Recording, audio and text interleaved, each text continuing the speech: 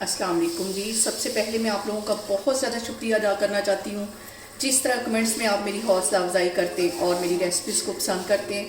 आज मैं बनाने लगी हूँ दूध वाली सेवइयाँ बहुत इजी तरीके के साथ और बहुत ही टेस्टी। और इस दुआ के साथ हम इसको बनाना शुरू करते हैं कि जहाँ रहें हंसते रहें और हंसाते रहें। तो चलिए इसे मिलके बनाते हैं ताकि घी के अंदर जो इलायचियों का फ्लेवर है वो आ जाए। इसको सिर्फ 1 मिनट के लिए हम अच्छी तरह पका लेंगे। और यहाँ पे देखें जी, सेवइयों को घी में भूनते हुए मुझे तकरीबन 3 से 4 मिनट हो गए।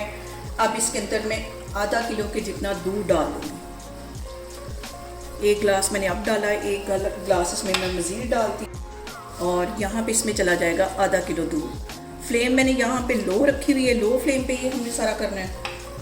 और यहाँ पे दूध के साथ ही तकरीबन आधी प्याली के जितना इसमें मैं डाल दूँगी खोया। खोए के साथ इसका जो टेस्ट है वो बहुत बढ़ जाएगा। और इसके साथ ही 1 टेबल स्पून के करीब इसमें मैं डाल दूँगी चिरौंजी। इसका टेस्ट दूध वाली सेवइयों में बहुत मज़े का आता है। सारी चीज़ों को अच्छी तरह मिक्स कर लेना है। हल्की आग पे हम इसको 5 मिनट के लिए पकाएंगे। ज़्यादा सेवइयों को हमने गाढ़ा नहीं करना क्योंकि ठंडा होने के बाद ये मज़ीद गाढ़ी हो जाती है। और यहाँ पे देखिए जी, सेवइयों को दूध के साथ पकते हुए तकरीबन 3 से 4 मिनट हो गए। 2-3 मिनट इसको मैं मज़ीद इसी तरह पकाऊंगी। और इसको ज़्यादा गाढ़ा नहीं करना क्योंकि ठंडा होने पे ये मज़ीद गाढ़ी हो जाएंगी। 2-3 मिनट ऐसे इसको मैं पकाती हूँ, फिर मैं आपको दिखाती हूँ। और इस पॉइंट पे मैं 1 टेबल स्पून के करीब ड्राई नारियल डाल दूँगी। दूध वाली सेवइयों में जो है इसका फ्लेवर बहुत मज़े का आता है। ये इसमें चले जाएंगे। और यहाँ पे नारियल के साथ ही 1 टेबल स्पून में इसमें बादाम डाल दूँगी। मिक्स कर लेना है।